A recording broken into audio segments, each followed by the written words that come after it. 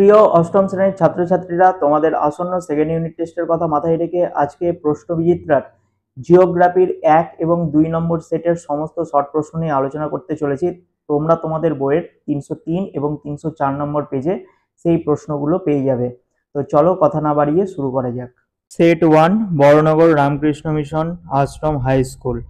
1 নম্বর শূন্যস্থান দিয়েছে যে পৃথিবীর আবর্তনের জন্য যে বল কোনো বস্তুর দিক বিক্ষেপ ঘটায় তাকে বলা হয়ে থাকে কোরিওলিস বল। এরপর 2 নম্বর প্রশ্ন দিয়েছে আমাদের, সূর্যের আলো মকরক্রান্তি রেখার উপর লম্বভাবে পড়ে 22শে ডিসেম্বরে। 3 নম্বর, ঘূর্ণবাতের কেন্দ্রে যেখানে বায়ুর চাপ সবথেকে কম থাকে সেই অংশের নাম ঘূর্ণবাতের চক্ষু।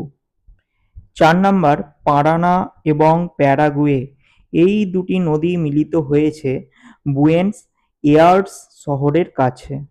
5 নম্বর, দক্ষিণ আমেরিকার পশ্চিমের জলবায়ু শীতল হওয়ার মূল কারণ হলো আন্দিজ পর্বতের অবস্থান।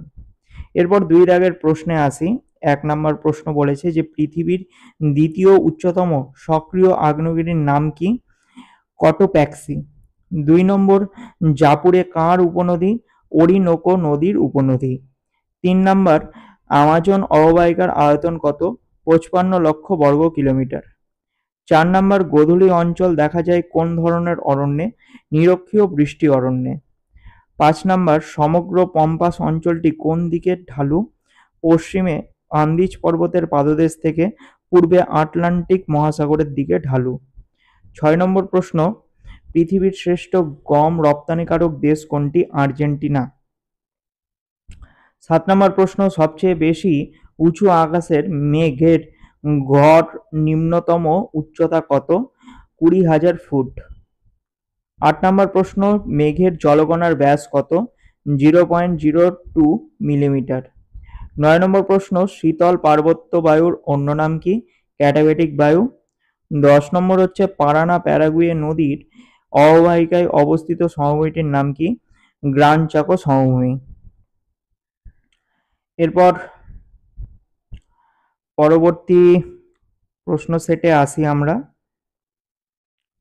এই প্রশ্নগুলো তোমরা তোমাদের টেক্সট বইতে পেয়ে যাবে। যদি না পাও আমাকে কমেন্ট বক্সে লিখে জানিও, অপর একটি ভিডিওতে আলোচনা করব।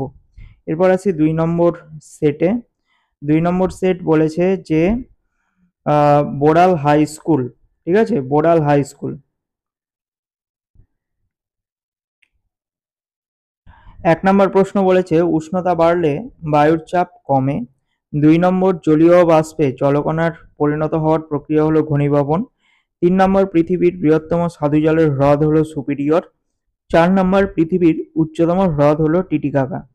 এরপর শূন্যস্থান পূরণ করে দিয়েছে। 1 নম্বর বলেছে যে ঘূর্ণবাতের বায়ু উত্তর গোলার্ধে ঘড়ির কাঁটার বিপরীতে প্রবাহিত হয়। 2 নম্বর, ড্যাশ অঞ্চলে নিয়মিত পরিচলন বৃষ্টিপাত হয়, নিরক্ষীয় অঞ্চল। 3 নম্বর হচ্ছে আমেরিকার সর্বোচ্চ শৃঙ্গের নাম অ্যাকানকাগুয়া। 4 নম্বর হচ্ছে পম্পাস অঞ্চলের পশুচারণ ভূমিকে এস্টেনসিয়া বলে।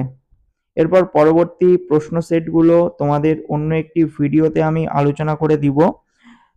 যদি চ্যানেলে নতুন হয়ে থাকো চ্যানেলটিকে অবশ্যই সাবস্ক্রাইব করো, পাশের বেল আইকনে ক্লিক করো। ভিডিওটি যদি উপকারে লাগে বন্ধুদের মধ্যে শেয়ার করো এবং একটা লাইক করে তোমাদের মূল্যবান মতামত জানাও।